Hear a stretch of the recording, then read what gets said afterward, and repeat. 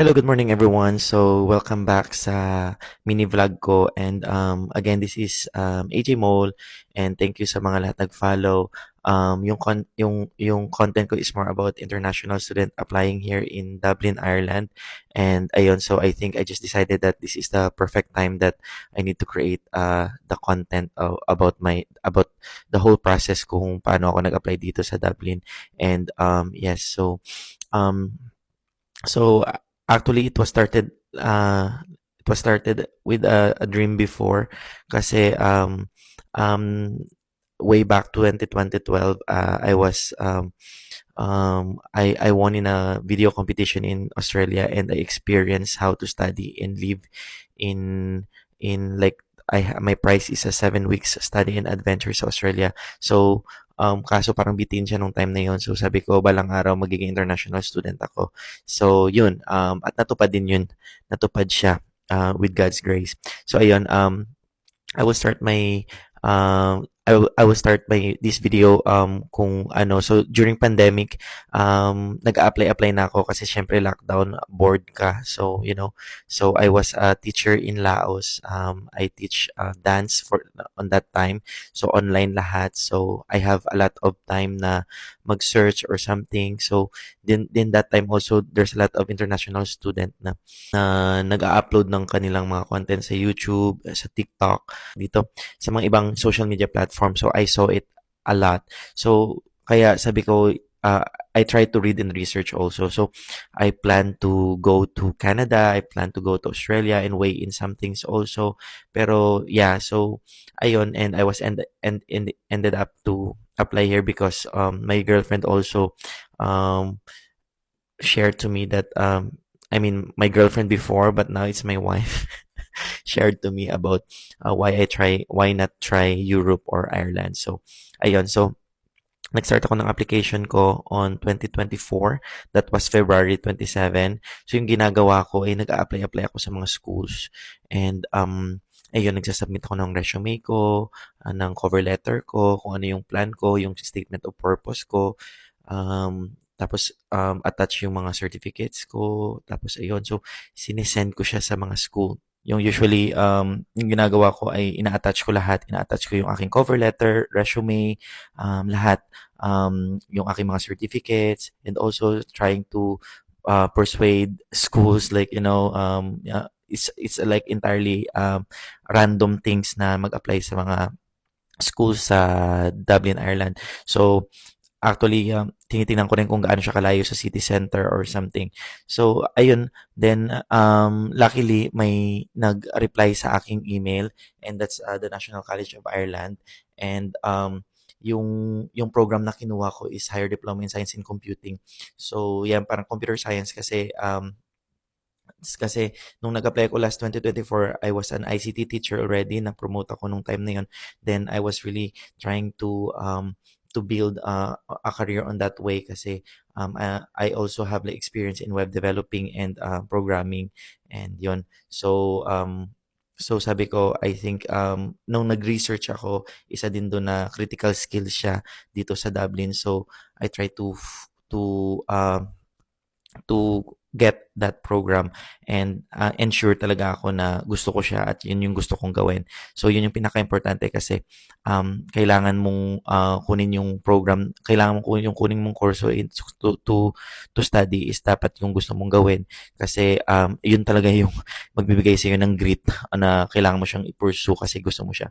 So yun, February 27 nag-apply ako. Then after that, naka-receive ako ng conditional letter kasi nire-require pa nila yung English. So, luckily hindi sila tumatanggap ng ano. Hanggang ngayon, hindi naman sila hindi lang IELTS yung tinatanggap nila, kundi nagtatanggap sila ng Duolingo. So, yung Duolingo is an online siya. Then, nung gabi nung 27 na yon, di ako makatulog. Sabi ko, shucks, nag-email na yung school, ganito, ganyan. So, kailangan kong, ano, so, may idea ako sa Duolingo. I tried practice test ng Duolingo. Previous siguro, pero mga twice lang. Pero nung 27 ng gabi na yon, nag-try akong kumuha ng Duolingo. Then I pray like, Lord, if kung mapasa ko yung passing nila na 105 sa school na NCI, I think that's for me. So I just pray. Then after that, Um, ayun, kumuha ako ng exam, nagbayad ako. It's all in the website. You can search about that one. Kasi yung passing ng ano ng NCI is 105 so that so that I can get the unconditional letter. Then after that, yes, nung February 29, I received the result and it was 130. So ayun, pinasa ko na agad sa school and answered prayer siya. Then after nung pasa ko sa school, um naka-receive ako ng unconditional offer on that day also ng February 29 na ayun, ready na ako. I need to pay my tuition. I need to submit all the bank transactions and everything. Then after that, para maka-receive ako ng place kasi unahan sa slot. So ayun. Then after nun, tinry kong nag-take time pa ako. Then March 7, I submitted all, no, March 5 pala, I submitted all the bank details, the tuition fees and everything. Nagbayad na ako ng tuition ko. Sa Ireland pala guys, sa Dublin, kailangan mo magbayad ng full tuition kasi to get the slot and place kasi very strict sila sa international student.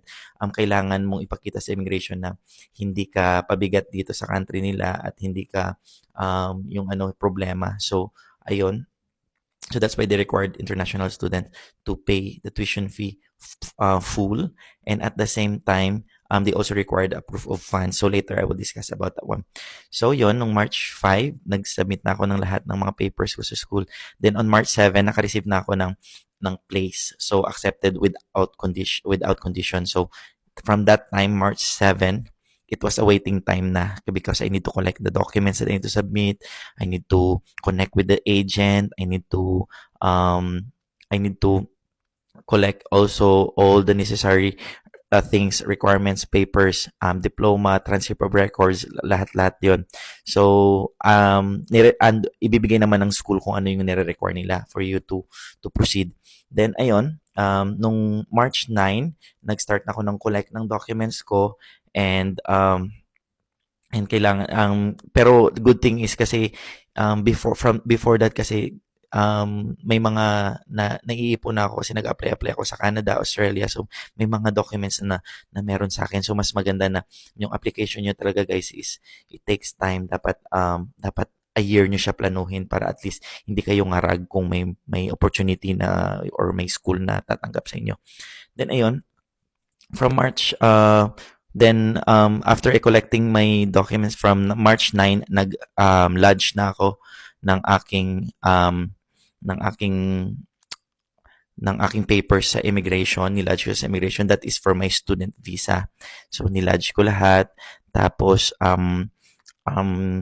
it's waiting time na naman. So yung lodging ko is very different because I apply as OFW.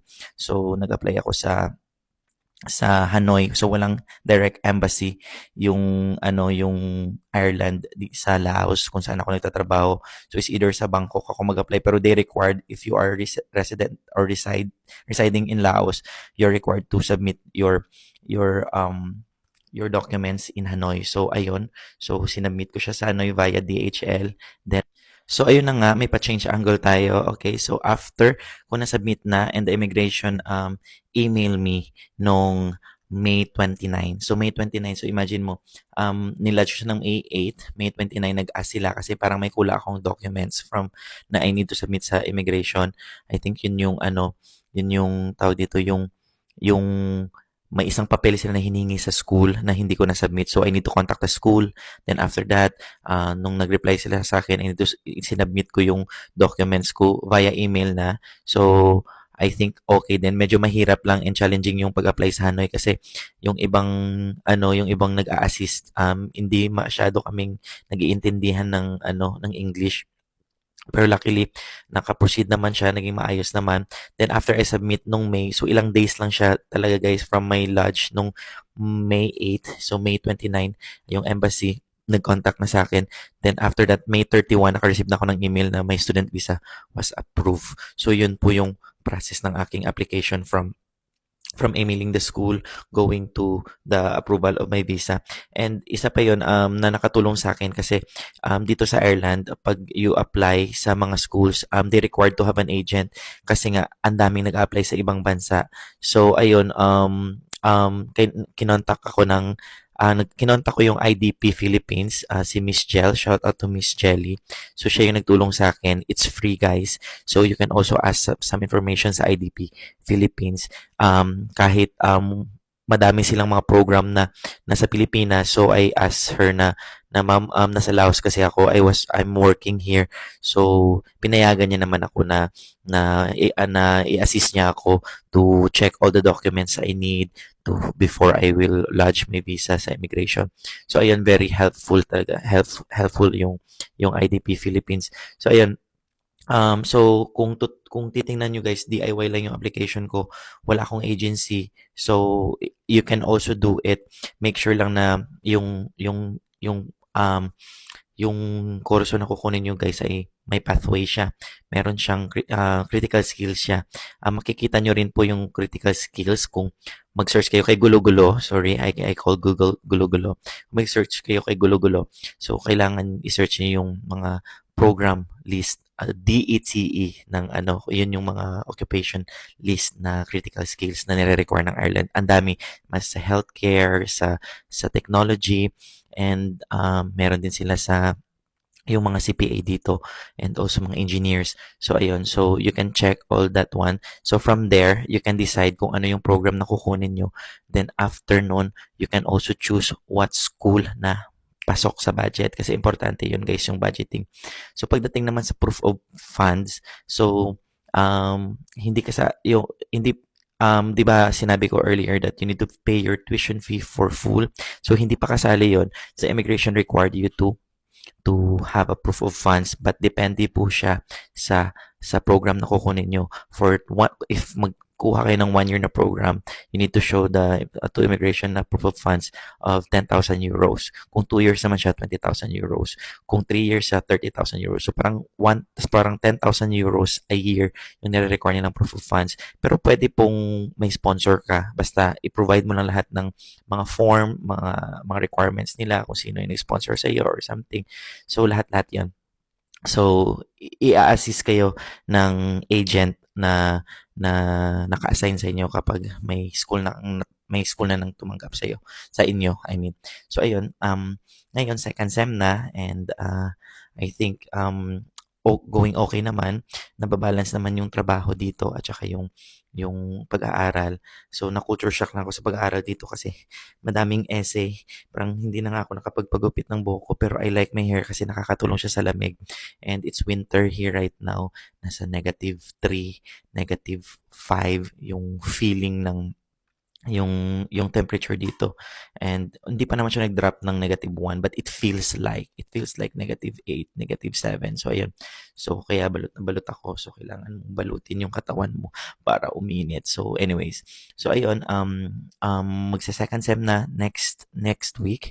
So another so yung program na kinuha ko is 1 year lang and 3 semester siya, natapos na yung first semester.